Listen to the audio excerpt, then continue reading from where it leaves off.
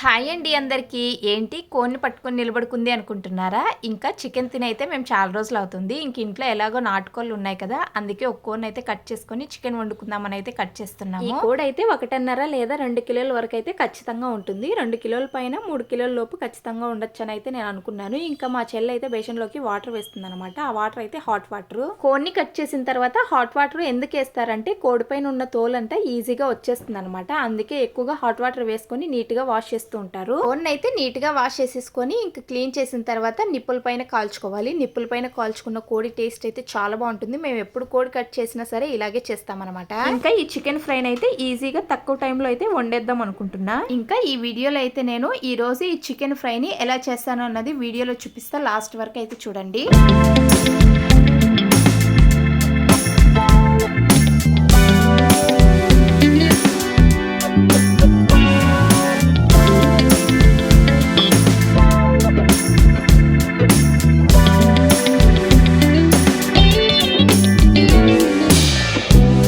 కోడిని పైన తోలంతా తీసేసుకొని నిప్పుల పైన నీట్ గా కాల్చుకోవడం అయితే అయిపోయింది. ఇప్పుడు ఈ కోడిని అయితే చిన్న చిన్న ముక్కలుగా కట్ చేస్తున్నాం అనమాట. ఇంకా నాటుకోడి అంటేనే ఎక్కువగా ఎముకలు ఉంటాయి అనమాట. మాకైతే 1/4 కేజీ పైన 1/2 కిలో తక్కువ అయితే మెత్తన ముక్కలు వచ్చాయి. ఇంకా మిగతావన్నీ ఎక్కువగా ఎముకలు ఉన్న ముక్కలే వచ్చాయి అనమాట. కోడిని క్లీన్ చేసుకొని నిప్పుల పైన కాల్చుకొని ముక్కలు కొట్టించుకోవడానికి మాకైతే ఎక్కువగానే టైం పట్టింది అనమాట. నేనైతే చికెన్ ముక్కలలో నుంచి మెత్తగా ఉన్న చికెన్ ముక్కలన్నీ పక్కకు తీసేసుకొని చికెన్ పకోడా చేశాను అనమాట. నేను చేయడము ఫస్ట్ టైమే అనమాట.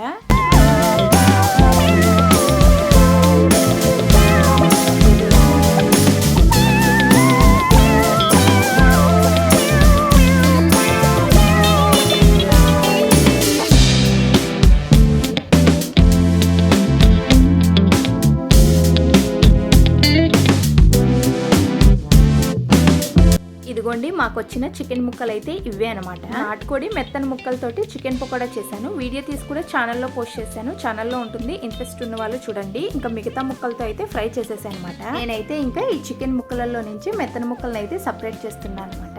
ముక్కలను అయితే కొంచెం చిన్న సైజ్ లోనే కట్ చేసామన్నమాట. ఎందుకంటే నాటుకోడి కదా, ఉడకడానికి అయితే చాలా టైం తీసుకుంటుంది. అందుకే కొంచెం చిన్నగా కట్ చేసుకుంటే త్వరగా ఉడికిపోతాయి అని అయితే ఇలా చేసాము. ఇదిగోండి ఈ ముక్కలే అనమాట నేను ఫ్రై చేద్దాం అనుకుంటుంది. కోడిని కట్ చేసిన తర్వాత బ్లడ్ ఉంటుంది కదా, ఆ రక్తంని కూడా ఈ కోడి ముక్కలలో వేసేసి ఫ్రై చేద్దాం అనుకుంటున్నా. ఇదిగోండి చికెన్ పకోడా చికెన్ ఫ్రై కోసం అయితే ముక్కల్ని నీట్ గా వాష్ చేస్తున్నా అనమాట. నిప్పుల పైన కోడిని కాల్చిన తర్వాత 1-2 సార్లు కడుక్కుంటాం కదా, ఇలా ముక్కలు కొట్టించుకున్న తర్వాత 2-3 సార్లు కడిగేసుకుంటే నీట్ గా సరిపోతుంది.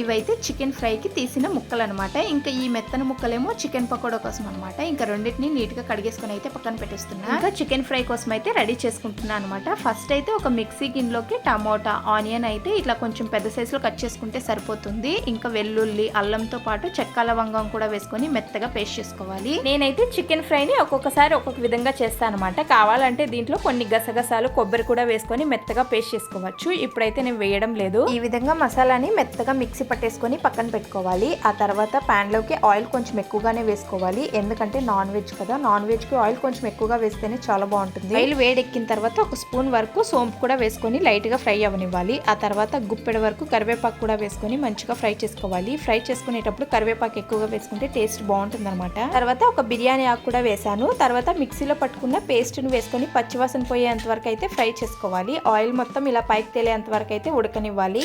తర్వాత నీట్ గా వాష్ చేసుకున్న చికెన్ ముక్కల్ని వేసేసుకొని దానిపైన కొంచెం పసుపు, కొంచెం సాల్ట్ వేసుకొని మొత్తం బాగా మిక్స్ చేసుకొని చికెన్ నుంచి వాటర్ రిలీజ్ అయ్యేంత వరకు అయితే ఫ్రై చేసుకోవాలి.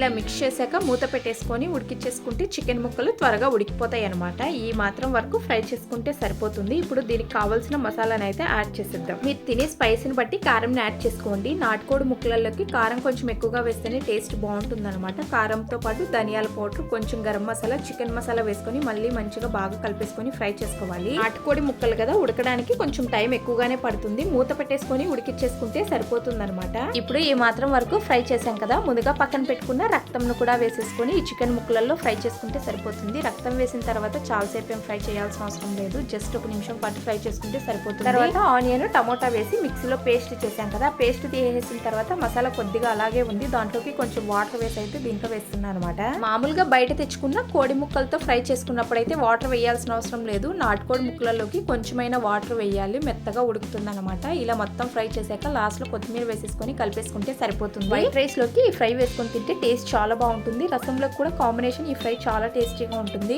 నేనైతే ఈ చికెన్ ఫ్రైతో పాటు వైట్ రైస్, రసం కూడా చేశాను అనమాట. చికెన్ ఫ్రై, వైట్ రైస్ అయితే రెడీ అయిపోయినట్లే. ముక్క చూసారా ఎంత సాఫ్ట్ గా ఉడికిపోయిందో. ఈ మాత్రం వరకు ముక్క ఉడికితే సరిపోతుంది అనమాట. చికెన్ ఫ్రై చేసిన రోజు అయితే శుక్రవారం అనమాట. ఇంకా శుక్రవారం అయితే నేను నాన్ వెజ్ ఏమి తిన్ను. ఇంకా మా చెల్లి అయితే వైట్ రైస్ లోకి వేసుకొని టేస్ట్ చూసి అయితే చెప్తుంది అనమాట. టేస్ట్ చాలా బాగా వచ్చిందని చెప్పింది. సింపుల్ గా చికెన్ ఫ్రైని ఈ విధంగా ట్రై చేయండి. టేస్ట్ ఖచ్చితంగా నచ్చుతుంది. నెక్స్ట్ ఏ రెసిపీ చేస్తే బాగుంటుంది అనేది కామెంట్ చేయండి. వీడియో నచ్చితే లైక్, షేర్, సబ్స్క్రైబ్.